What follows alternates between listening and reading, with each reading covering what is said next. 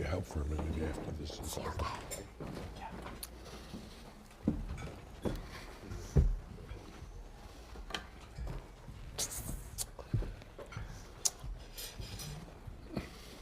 All right, welcome everybody to this discussion on what's happening in the Puerto Rican debt crisis. I'm Aaron Karloff. I'm a reporter at the Wall Street Journal, where I've been covering this for going on 3 years now.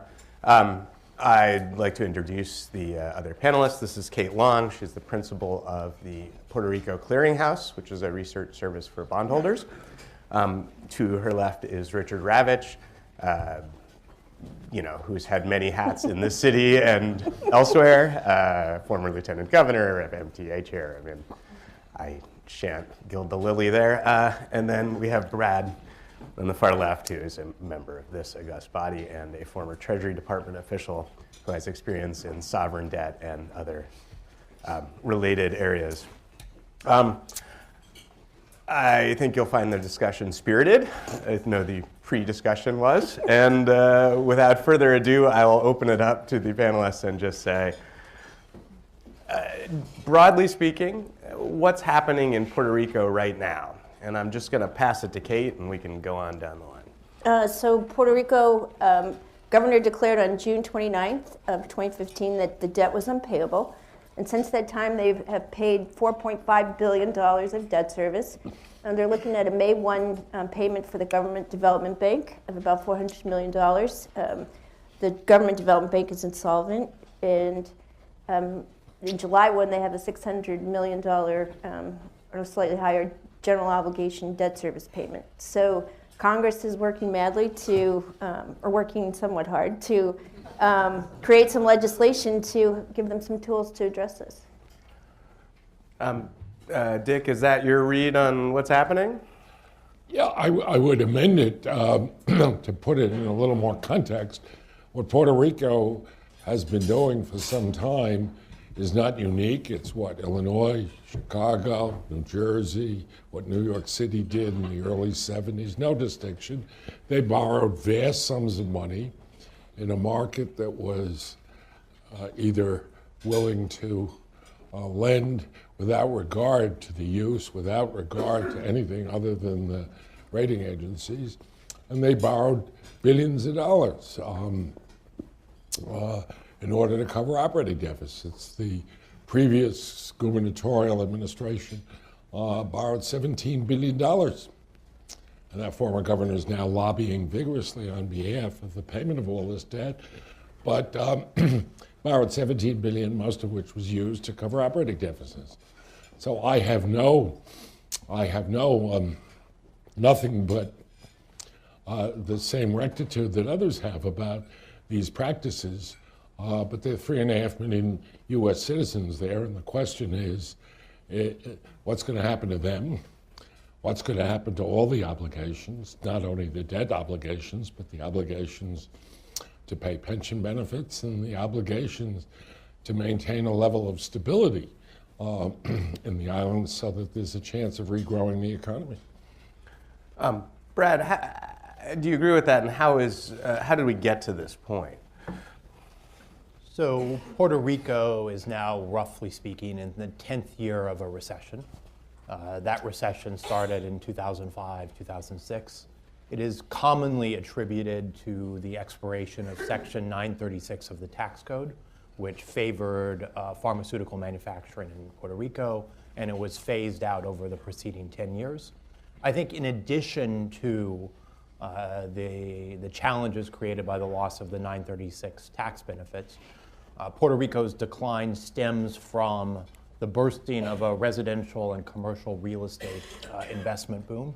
If you look at the level of investment in the housing stock, it went from, say, 4% of Puerto Rico's GNP to 1% of Puerto Rico's GNP, and it left a legacy of bad debts in the banking system. So during this period of sort of sustained decline and an increasing divergence between Puerto Rico's economic trajectory and that of the United States, Puerto Rico, broadly speaking, ran sustained deficits, all the while, in effect, pretending to pass balanced budgets. But the stated balanced budget never truly balanced. partially because revenues were consistently overestimated. Never once did Puerto Rico hit its budgeted revenue target, and partially because the stated budget left both a lot of debt service and a lot of spending outside of its scope. So the true underlying deficit was much bigger than it appeared. Hence, the over $15 billion of debt accumulated under the previous governor. And while the pace of debt increase has slowed recently, largely because Puerto Rico has lost market access, assets have been drawn down to sustain ongoing fiscal deficits, notably in the pension system.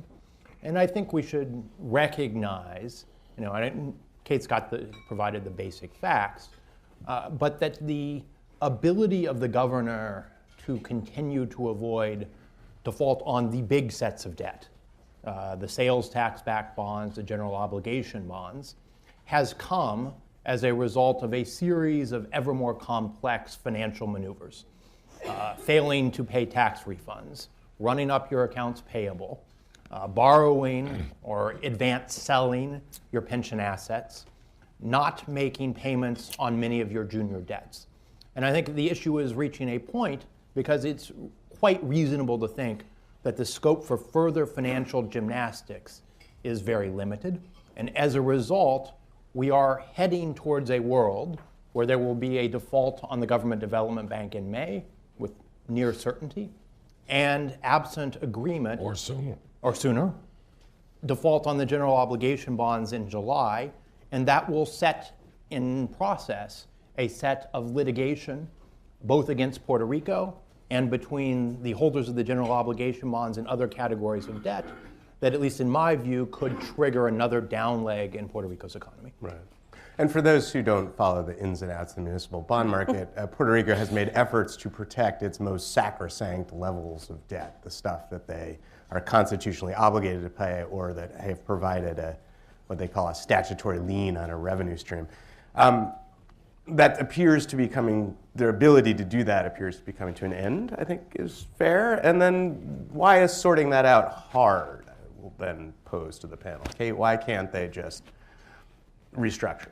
Well, they're basically because the advisors to the government, both at the Treasury level, U.S. Treasury level, and Milstein and Cleary that advise them, have gone all in on this full restructuring package where they want every class of debt to be merged into one sort of giant pile, regardless of the security and the lien of those individual classes, and to emerge as a super bond, which would be securitized in some form and have a greater level of legal security, they say.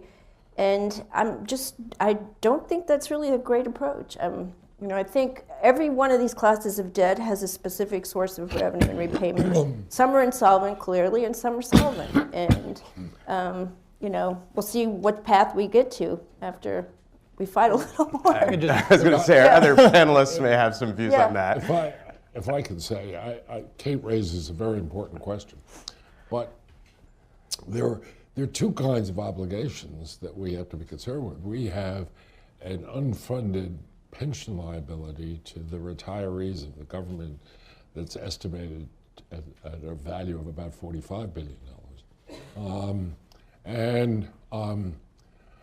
As I've been interested in the general subject, as many of you know, for a number of years, I've never been able to figure out what the moral distinction is between a promise to pay interest to somebody who lends you money and a promise to pay a benefit to somebody who worked for you for 20 years. And the obligations that the Commonwealth has incurred because of the fact that there is nothing that prevents a Commonwealth, let alone a state or a city, from borrowing any amount of money that the market's willing to lend them. There's no systemic regulation that protects the people in a jurisdiction where their political leadership has abused it as clearly as both Kate and Brad have said. But the only relevant question, without getting into the macro issue of what's happening. And for a while, I thought that Brad was talking about New Jersey or Illinois, and I was reminded he was talking about Puerto Rico. So there are broader issues, but right now you have, as I said, a problem. 3.5 million Americans. They have the highest sales tax, 11.5% sales tax. And they have an economy that's very shaky. There are now more Puerto Ricans living in Florida than there are in New York. About 100,000 Puerto Ricans left last year. And they are now suggesting that exodus is increasing because people don't see economic opportunity. The professional class also is leaving. I don't think that's, I don't think the United States government can stand idly by. And I think the Treasury is trying to, they're not telling the governor what to do. They are telling the governor that they will try to help get the statutory power under Article 4 of the Constitution to restructure the debt so that they can deal with all the obligations they have in a rational, fair, and decent fashion. And that's, in my view, far more important than whether you technically violate a pledge of the GEO debt, which was in effect violated when the very same people issued billions of dollars of debt backed by the sales tax, which the GEO bondholders thought they had every right to believe belonged to them to begin with. Let me stop you there for a sec, Dick. And Brad had his hand up on this point too. And before we wander, I wanted to hear what he had to say on this. So I think there are three basic impediments to reaching an agreement on a restructuring. The first is that there isn't any analog to the International Monetary Fund or an International Monetary Fund program that is spelling out in a way that the market broadly accepts the amount that is available to pay in aggregate all of Puerto Rico's tax-supported debts. So therefore, Puerto Rico's capacity to pay is still being contested. Right. Second, Puerto Rico has one of the most complex debt stocks that I think in the municipal market, although Dick would know better than I, certainly a far more complicated structure of debt than is typically the case when an emerging market needs to restructure its debt. Why does that matter? It matters because each subgroup of Puerto Rico's debts would rather be protected and see the other groups take the concessions.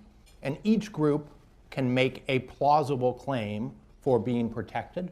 But at least in my judgment, if everybody tries to put themselves off the table, the numbers will not add up.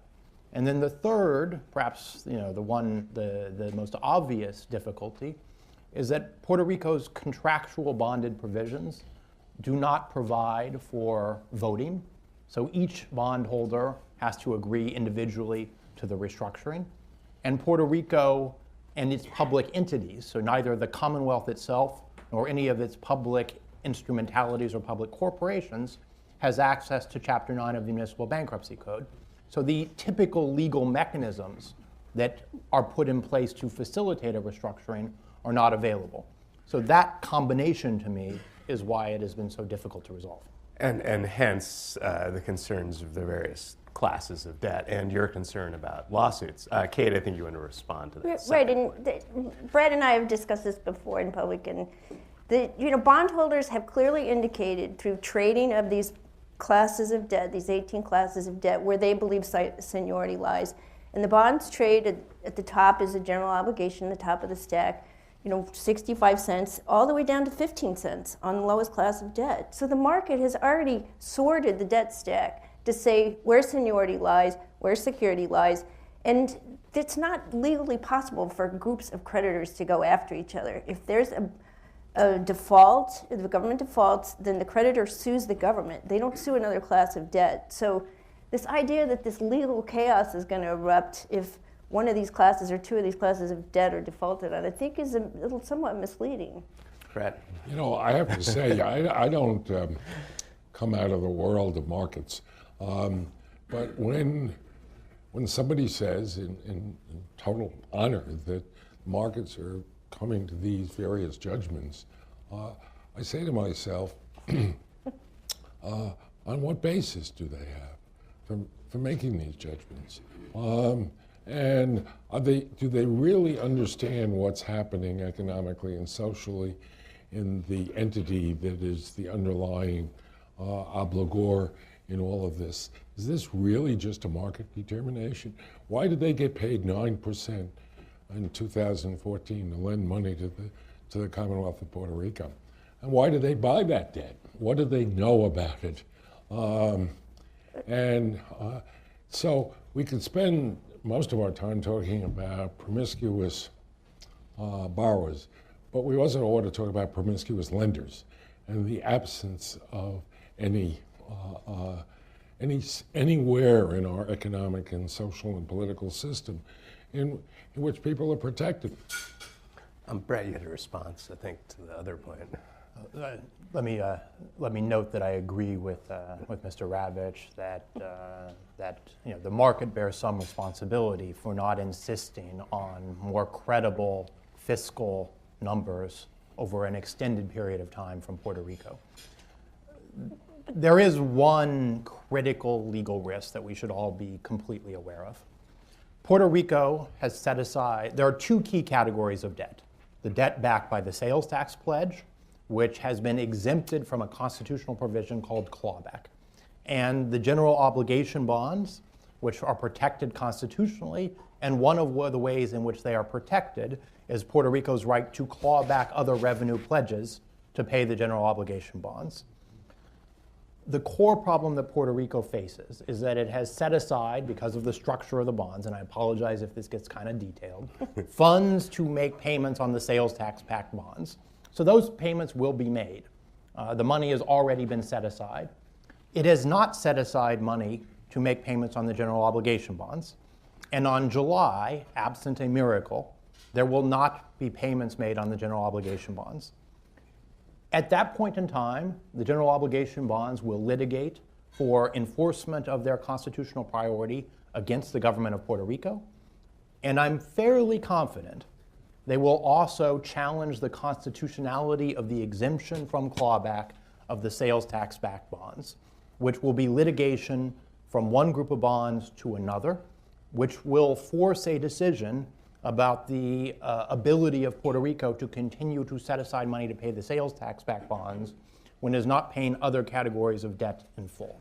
I could go on, but there are other possible sources of litigation that are quite likely to happen when there is a broad default. And some of this debt has to be litigated in the New York courts. So you'll have some of it going on in the New York courts and some of it in the Puerto Rican courts at the same time. And you can imagine what's going to happen to both investment and local confidence in people's willingness to stay there, particularly since they're all absolutely free to come here. The Medicaid benefits they'll get here will be greater than what they get in Puerto Rico, and probably, as from what I hear, the health care will be significantly greater. And therefore, the inducements for people to leave in that state of chaos increases enormously. And is that in our collective interest? I don't think so. I'd just like to mention that 3 bond insurers are already suing Puerto Rico in federal court in San Juan. The case was filed in early January, and no government services has stopped. Litigation is not, it stinks, it's terrible, and it's time-consuming for the government. But the government of Puerto Rico will continue providing services, police, and education. And bondholders have rights, and they want to litigate in many cases. And it's fair. That's the way the law in the U.S. is written. I think the problem is that if every creditor pursues to their final legal resolution all of their possible remedies, the net result will be a much weaker Puerto Rico economy and less funds available for everyone, both across the different classes of debt and amongst and within each class of debt if there are holdouts on any potential deal. But Brad, that's also a myth, because the first default that the Puerto Rican government made was last July on public finance corporation debt for about $93 million. No one litigated that. Everyone realized that was a moral obligation of the Puerto Rican government, had no security no means to litigate that in court, and it's never been litigated. Of And that's course. the case of many classes of those debt. I'm quite confident that the general obligation bondholders have a much stronger legal case against the government of Puerto Rico than the holders of the moral obligation appropriation-backed bond, where the bond indenture says you have no legal capacity to enforce. Right, absolutely right. The issue is not whether or not you will litigate on the PFC bonds, which are small and have no enforcement rights. The issue is, what is the impact of the litigation that will arise from the constitutional bonds, from the constitutionally guaranteed bonds, on the constitutional challenge to COFINA, and the very complex litigation that will arise through with the resolution of the Government Development Bank. So I'm pretty confident there's going to be litigation, and more disruptive litigation than we have seen. COFINA, by the way, is the Spanish acronym for those sales tax bonds. And the reason they get so much attention with the general obligations, because that is the most obvious and direct oppositional, those two groups are the most obvious and direct opposition. I want to move into some possible solutions since we're running low on time here. And I think we all have varied ideas about the ability and willingness to pay issue. This is in Washington now, and what might come out of there? I'm going to turn to Brett for that first. Well, if I could, Or Dan. Turn to the only one of us who served elected office. No, I have had occasion to talk to a number of people on the Hill, and I've testified before the Senate Judiciary Committee.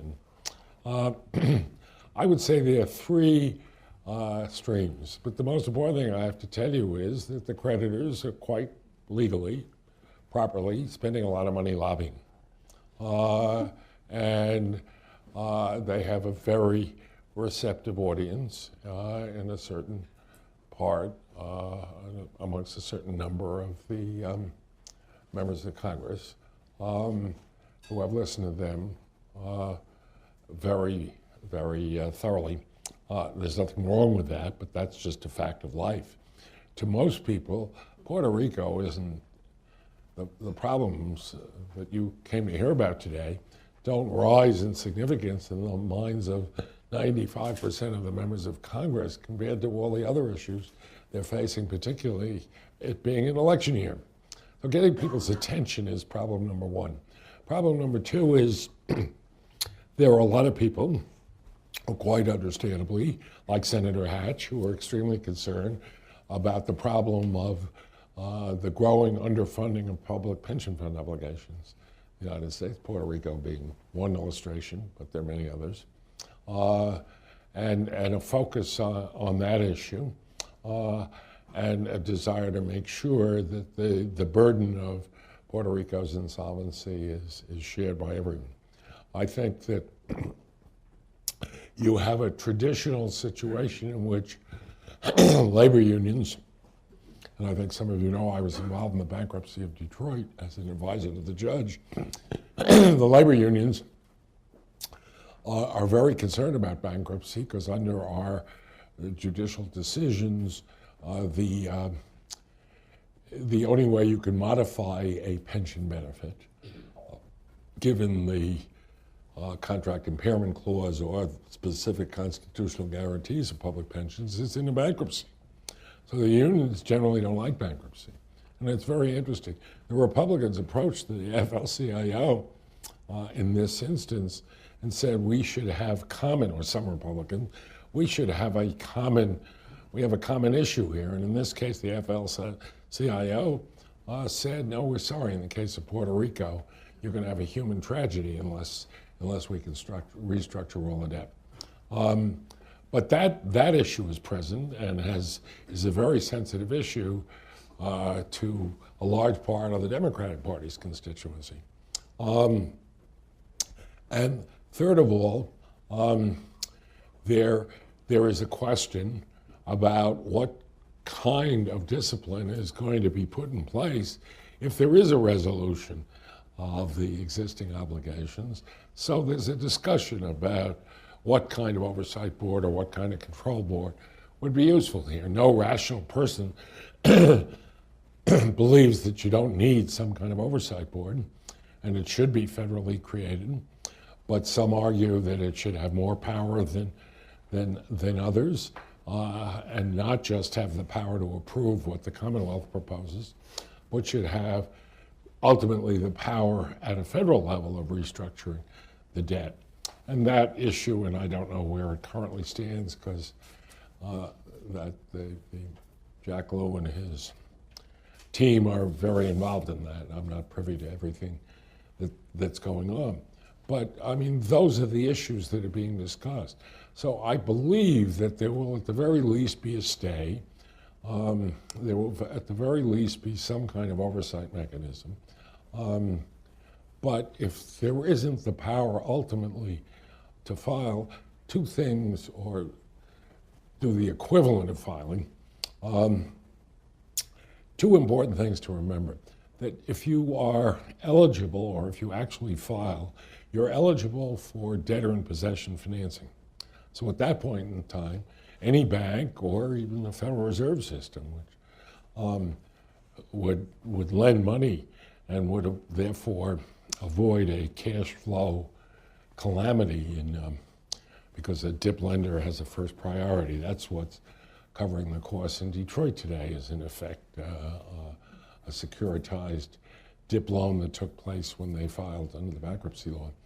So that would solve a liquidity problem, and it would give the time for a process of argument and ultimately a judgment of our court system, which, if you have faith in it, that the plan of adjustment is, or the equivalent, is a fair, equitable way of dealing with the fact that there are 5 times as many dollars owed as, or whatever the percentage is, as we have available if we're going to continue to provide essential services.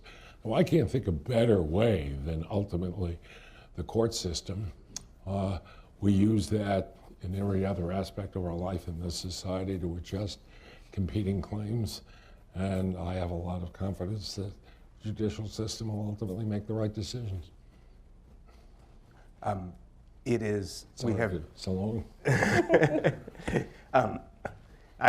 Brad, do you have any further thoughts on that before I go to questions from the members?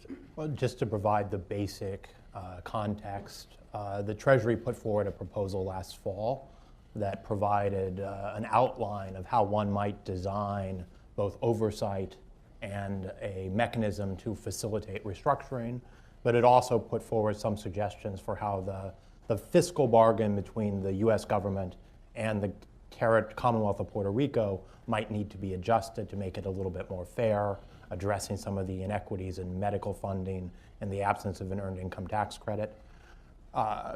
Speaker Ryan has indicated that he would like to see legislation emerge by the end of March, and the chairman of the House Natural Resources Committee is now working quite diligently to try to come up with a proposal.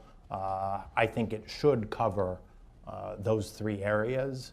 Obviously, the ones that cost money, the Medicaid, the EITC, will be very difficult. But you could imagine a compromise around the design of oversight and the design and the scope of debts that would be covered in the restructuring to possibly emerge in the next several weeks. All right, so now we should open the floor up to questions from the members. There are folks with microphones circulating. If you want to put your hands up. Hi, thank you very much. I'm David Malpass with Encima Global. I wonder if each of you could give a sense of, well, Dick raised the idea of the unfunded pension liability, $45 billion.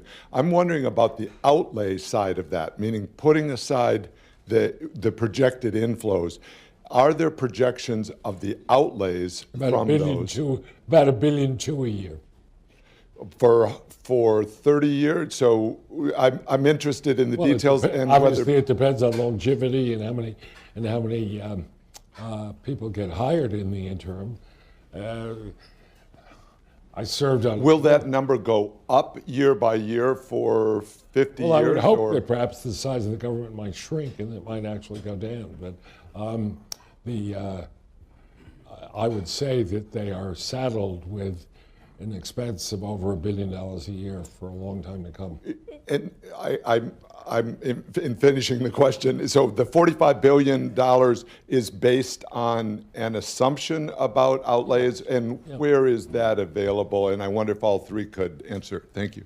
Just let me say, the pension system has been a really complex problem, and the 2014 financials for the Puerto Rican government are not released, the audited ones. And what's holding it up, the going concern on the Government Development Bank and the pension systems. And unfortunately, the pension systems there have made a lot of personal loans to members for what they call cultural trips and mortgages and all kinds of things. And the status, they've been selling those loans off, but the status of those loans and the valuation of those loans kind of feeds into valuing the pension system. So we don't really have any recent actuarial numbers. They did release an annual report for 2014, which is available on Emma.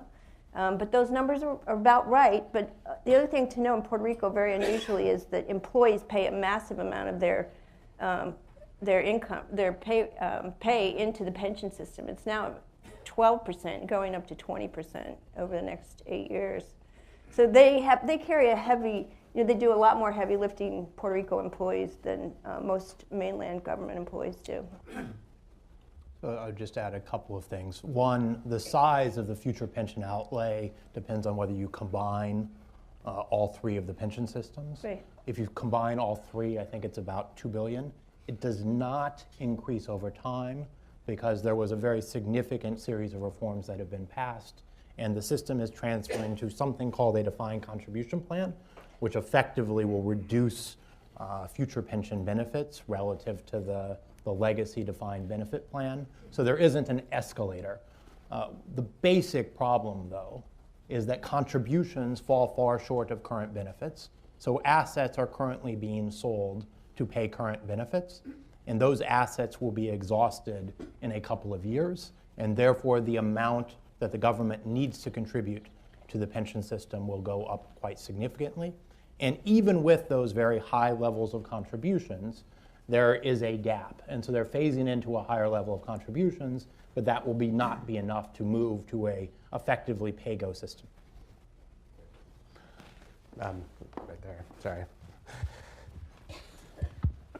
Good afternoon, Brian O'Neill with Lazard. Brad, I think you mentioned it, but I'd like everybody's comment on it, that there is no IMF role, there are no numbers. No one agrees either historical numbers or projections on ability to pay. And it seems to me that until there is a set of numbers that all of the constituents can get around and agree to as to reasonable numbers with regard to ability to pay, it's very hard to restructure the debt. It's very hard to get the tough decisions that are needed by all parties until there's a set of numbers. I understand even U.S. Congress is unsatisfied, or at least elements within Congress are dissatisfied with the quality of the numbers, and that we're dealing with unaccountable accounting. What does it take to remedy to that, and what's the time frame to come up with that kind of remedy? So Well, I would just say, as part of federal litigation, Walmart is suing the Puerto Rican government now for discriminatory tax treatment. And in that federal trial, the head of the Government Development Bank said, and the Treasury Secretary by beginning of April, that the audited numbers, KPMG would have the audited numbers done. So we'll see. I mean, we've been hearing that for over a year, that within a month or two, the numbers would be ready. I think, in my view, it really does come down to the insolvency of the Government Development Bank and the willingness of them to put a going concern letter in those 2014 financials. And you lay that up against the big May 1 GDP debt service payment, and they have to do something one way or another. But the numbers are just not there. Two things in response. One is, one would prefer to make decisions based on credible data, but it doesn't exist. It's the most messed up system in the world, except for the system that existed in New York City in 1975, and where The governor, I happen to have been involved, the governor and I were told on the day after the banks told us they would no longer underwrite the notes and bonds of the city of New York, having very profitably underwritten $7.5 billion of short-term paper for the previous 8 years, with no way whatsoever of repaying it except by issuing more and more every year. We were told that the only way we could get budget information was on the cuff of the New York City budget director. There was no system in place whatsoever. So one of the first things that we did was to pass a law that required the city of New York to have a budget system, to budget in accordance with generally accepted accounting principles, and have this in place within 4 years. I hired a very talented guy from OMB, come to New York and be the budget director, and we had a very talented group of people who did just that. But the chaos of New York City's budget and the, if I may say so, profligacy of the lending that had been gone on under Governor Rockefeller and Mayor Lindsay was as at least as egregious as what has been going on in Puerto Rico. And whereas we never had to file, because we had the threat of filing, and because the leadership of the business community and the labor community ultimately behaved very, very, very well, and we had a great leadership at the state level, the problem got resolved. But it was only because they knew if it wasn't, the next day we'd file bankruptcy. Matter of fact, on October 17th, the city almost filed, 2 hours away from filing. Mr. Setzer, do you have a further response?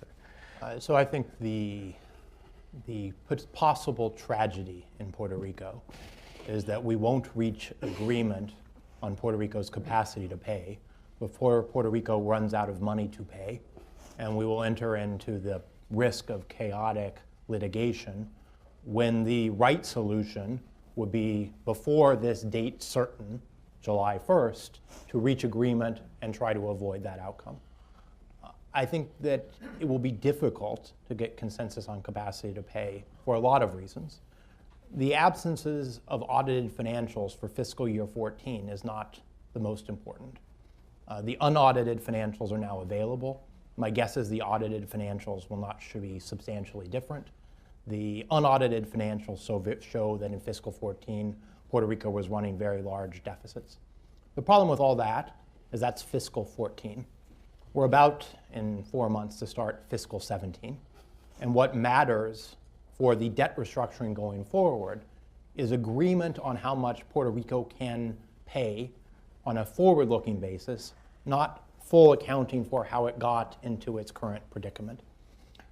My guess is, and I think this is where the debate should focus, that you could resolve this through federal legislation, which provide a stay and create some kind of fiscal oversight body, which would be charged with producing a forward-looking fiscal plan that everyone could agree on.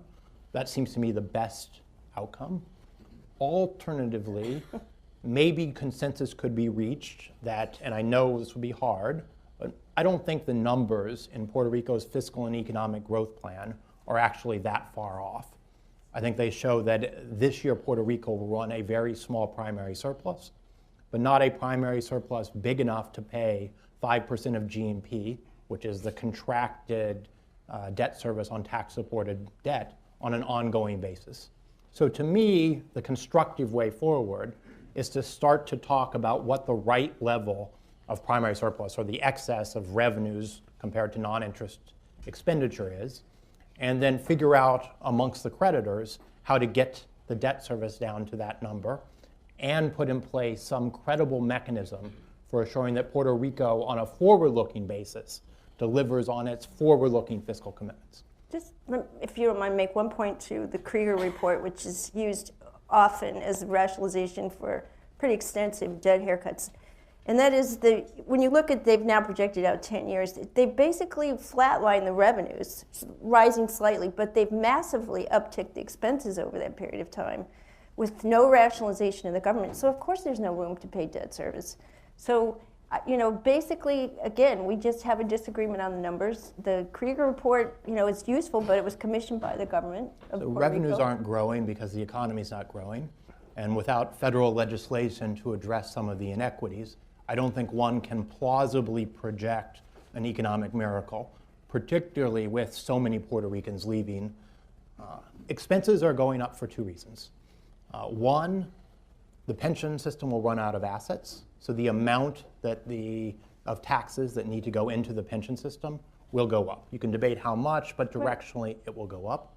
And then second, and this is a really critical point, the Affordable Care Act provided Puerto Rico with a large pot of money to cover some of its medical expenses. That pool of money will run out, and when that pool of money runs out, there will be a very large increase in the amount that Puerto Rico has to spend to pay for the current level of medical benefits. Yeah, in that respect, Brad, you should point out Puerto Rico was treated differently than the states. You pointed that out for me. Yeah. I think there's pretty much agreement in Congress that they need to help on the Medicaid side. I've yet to see the Republicans agree to the extra spending. But Before we roam into the healthcare crisis, which could be another panel, I'm going to go to the next question. Hi, Kim Davis from Charles Bank Capital. Could you talk about how this is playing out politically in Puerto Rico, and to what extent could elections change the dynamics either before the fact or after the fact with respect to any solution that you all may come up with or anybody else may come up with?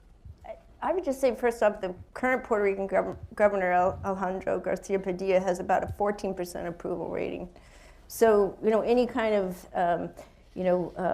agreements that he goes into likely to be overturned in the next election. And there's two candidates on the minority, what is now the minority party. One is the resident commissioner in Washington, Pedro Pierluisi, and the second one is the son of a former governor who's very gifted. He's actually a PhD in microbiology, and as I was talking with these guys earlier, has put forward a plan to Congress to create a joint Puerto Rico and federal debt authority to start tendering some of this debt and reissuing it without going through a judicial proceeding. So, basically, politics is kind of like a blood sport in There's Puerto another Rico. party, Kate. Don't forget that. Well, the independents, yeah. No. Yeah, but my The view Commonwealth basically, in Puerto Rico, government is the largest employer. In every election, it's the spoils of the election. And so we tend to get these massive changes back and forth in terms of personnel and in policy. And basically it looks at this point that it'll shift in November to what is now the minority party. Puerto Rican, if I may, Puerto Rican politics, as I understand it, has essentially been a Commonwealth party and a statehood party. A lot of the statehooders are Republicans, but they're not all Republican. And the two candidates that Kate mentioned are competing for the nomination of the statehood party. There is another person by the name of Bernier who has no opposition to be the candidate of the Commonwealth Party. And to characterize their politics as being kind of silly and irrelevant to the problems that they face seems a hell of a comment for me to make, having spent so many nights watching our politics.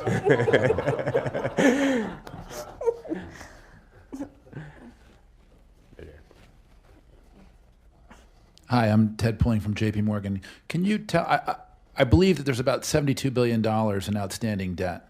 Can you tell us who owns that debt, put it into various buckets for us?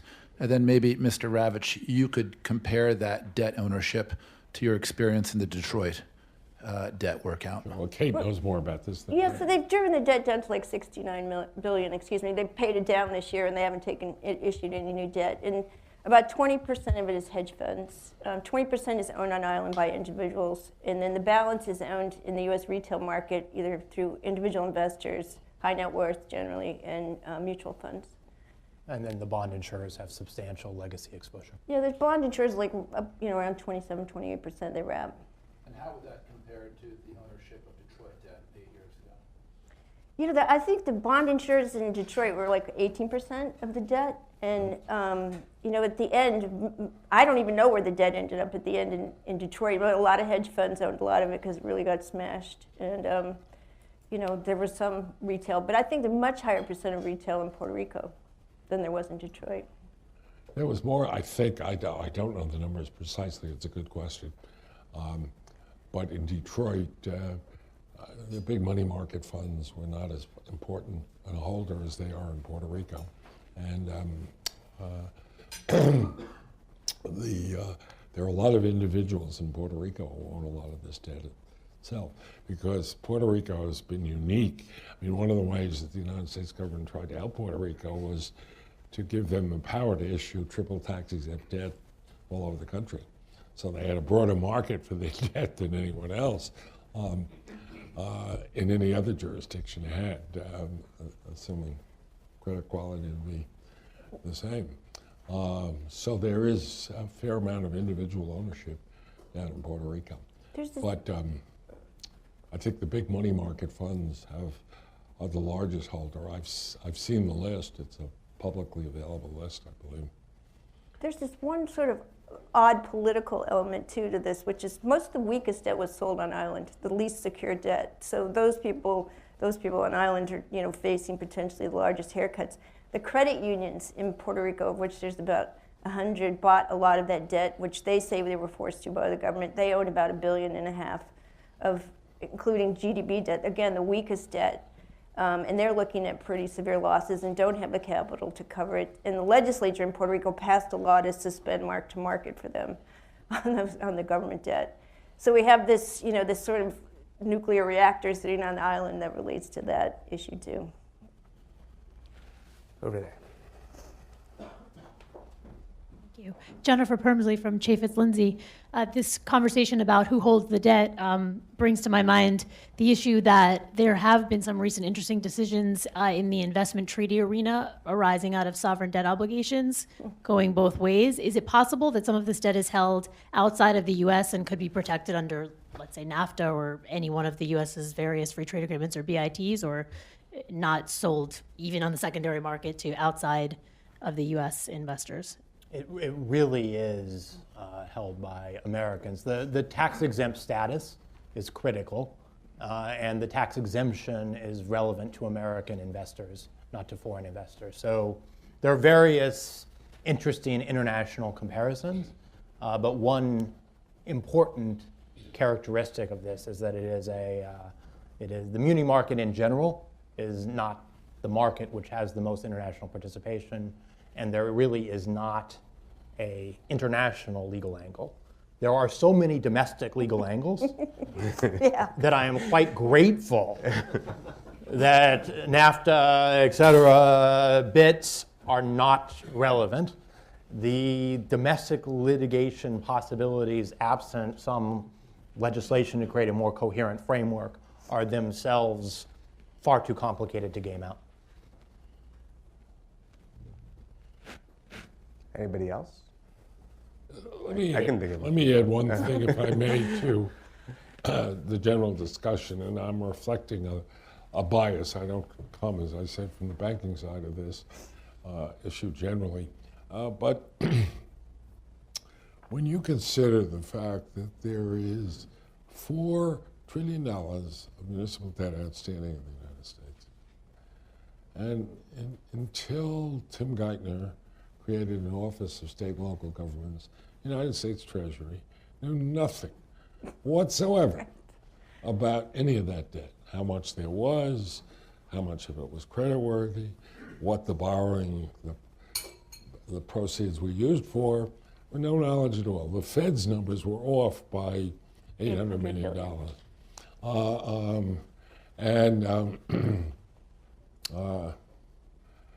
A friend of, I think, many people in this room and mine, Larry Summers, who was in the White House, said to me, I'm not worried about anything.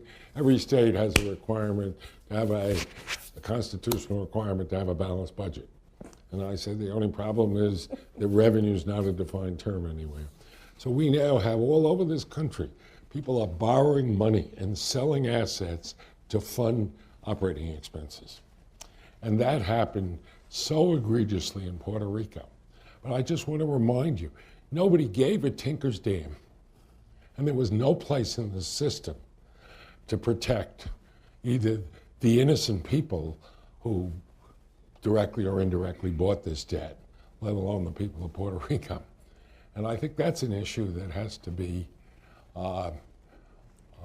considered in this context as well, because this is whatever happens here, a lot of innocent people are going to get, whether they're debt holders or pensioners or just poor people dependent on essential public services.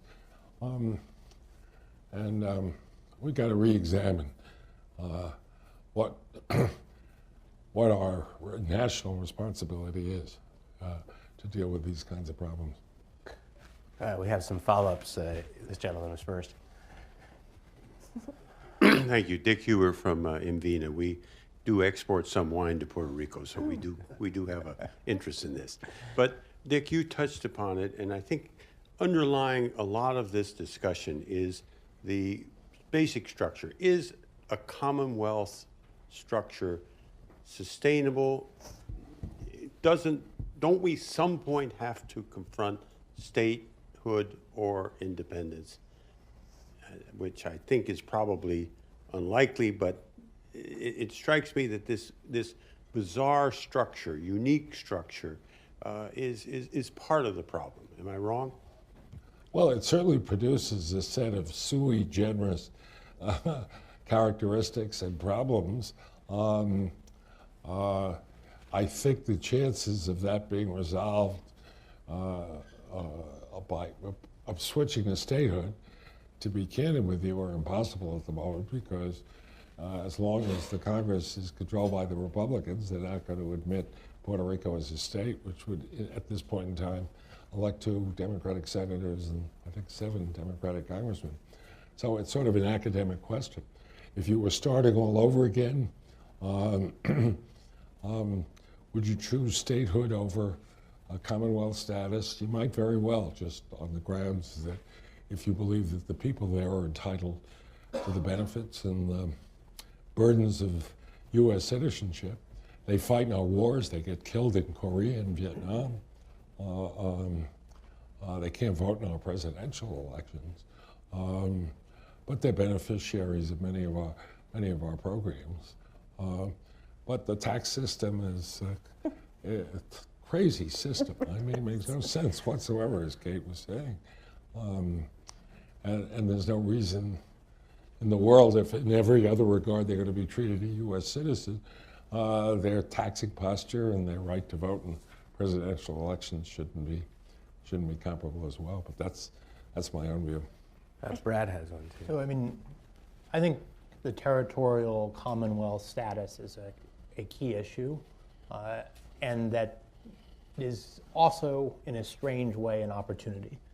That is because, as a territory, under the territorial clause, Congress could legislate a solution that is specific to territories and that is not generally applicable to states, that would create a framework for restructuring territorial debt subject to federal fiscal oversight, that would put Puerto Rico on a more sustainable path in a way that raises fewer constitutional questions than doing something like that for a state.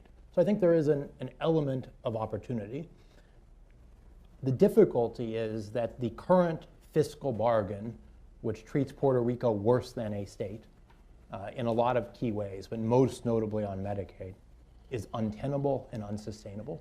So independent of how the status question is ultimately resolved, a fiscal system which does not provide Puerto Rico with more medical funding for its poorest citizens will not be able to persist. It might be worthwhile taking a minute to explain the bankruptcy structure in the United States. We have, under the bankruptcy laws, a provision which permits a state to authorize any municipality within its borders to file bankruptcy. If it isn't authorized by the state, a municipality can't file. And 30 states out of 50 have authorized their municipalities to file, some with some complicated restrictions. States, in the opinion of many, cannot file because the 11th Amendment to the Constitution says that a federal court can't have jurisdiction over a lawsuit between a citizen of one state and another state itself, which by definition would be the nature of a bankruptcy, of a contested bankruptcy. Other people have argued that a state could waive its sovereign immunity under the 11th Amendment, and that there probably nonetheless is constitutional power to enable states to file itself. And interestingly enough, I found in my research that Jeb Bush and Newt Gingrich wrote an article in the LA Times 5 years ago urging the Congress to enact legislation authorizing the states to file. It's something some of their fellow Republicans are not very happy about today, but it's an interesting footnote. We had a couple more, and we have time for about 2 more, so I have it right here. Lori Garrett spoke, I guess about a month ago, on the issue of the Zika virus. And she told us that right now the Zika virus is hibernating in the American South, and that when it comes out of hibernation, we're going to have a heck of a political problem in this country as it gets confused with the presidential election. So my question is, might it be that the Zika virus, which is also appearing in Puerto Rico, helped the Congress to concentrate the mind wonderfully as another path of a solution that would otherwise not come by the natural processes of politics? Have you given any thought to that? I didn't hear anybody mention it on the Hill. But it does, is a problem. does illustrate why Yeah. we need a public health system in all of our country, including in Puerto Rico.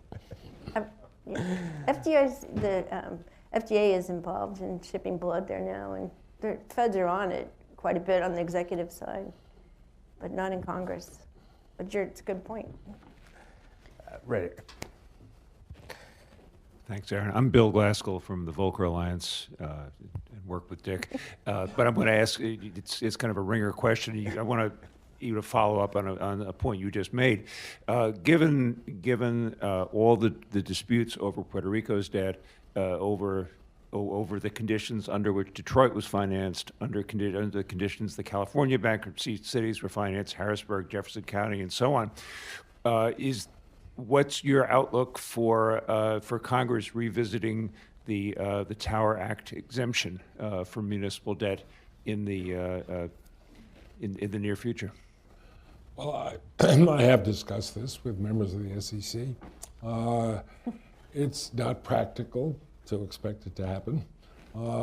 Although, interestingly enough, I speak at many bond buyer conferences, and I have a lot of very dear friends who are in the securities world, and they all tell me, and I believe them, that they would support it, actually, that it's their clients who don't want it, and that they have to compete against one another for the business. And it is the client, the issuer, who says, I don't want to make it more difficult or more expensive for me to borrow. I don't want my credit too carefully analyzed. They don't say it in so many words. They want the guys who come in and tell them, we'll get you the money at the lowest possible cost. So it's the issuers that have, I'll just tell you one interesting little anecdote.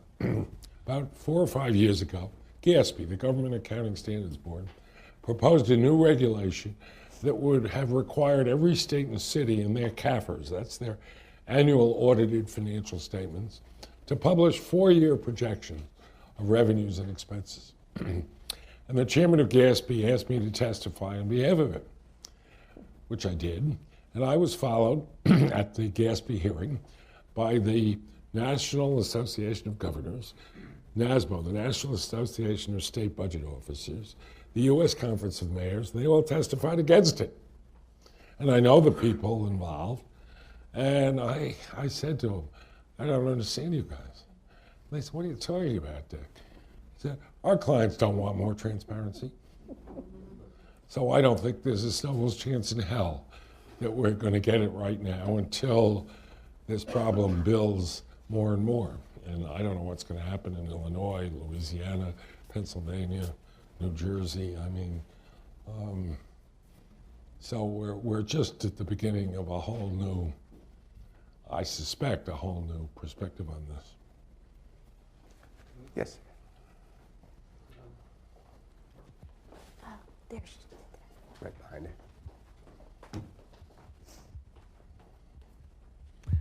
you. Given that wonderful projection that all of you have made about the quality and efficacy of this market, what do you predict will happen to the funds raised through tax-exempt bonds, municipal bonds generally, if there's a suspension and a long suspension of these issues? What happens to the financing that's necessary to continue to fund infrastructure investment in this country? I just want to say there was a really interesting letter sent by 6 governors to Speaker Ryan and Majority Leader McConnell, saying in their belief that if Puerto Rico was given the right to abrogate the general obligation, the constitutional debt, that it would raise borrowing costs for them. I mean, they were like AA rated states. And I think that generally, yeah, I think if Congress starts breaking trust indentures, for bonds that have been outstanding for numbers of years, without some good rationale, I think it'll spook the municipal market a little bit. It won't stop anyone from borrowing, but is it 5 basis points? Is it 25? Is it 10? I don't know, but yeah, definitely. Start changing the rules on a market that has had constant rules for a long period of time. I think, yeah, it raises issues. Kate may be right about the consequence, but I have to tell you, number one, that we amortized more municipal debt in the United States this year than we have in any year since World War II, which is another way of saying that we are seriously neglecting investing in our infrastructure. We are, as I said earlier, borrowing money to pay operating expenses. We are selling assets to pay operating expenses. New York State passed a law that permits the state to make its contributions to its pension system in the form of promissory notes. Arizona, Governor Brewer, I think her name was, sold the state capitol and used the proceeds to cover an operating deficit in the state budget. New York State sold Attica Prison, used the proceeds to balance its budget. These practices have to stop. Do I think that'll hurt the market? No, I think it'll renew the confidence. I think state and local governments to be able to borrow at a tax-exempt rate is critically important to the infrastructure of this country. And I think the market would thrive if there was some discipline. If states and cities were forced to budget in accordance with generally accepted accounting principles. I don't have to remind you, many of you people live here. New York has not had a fiscal crisis since 1975. And it's not that we haven't had politicians who are eager to spend. But they've been limited and constrained, and that has worked very effectively.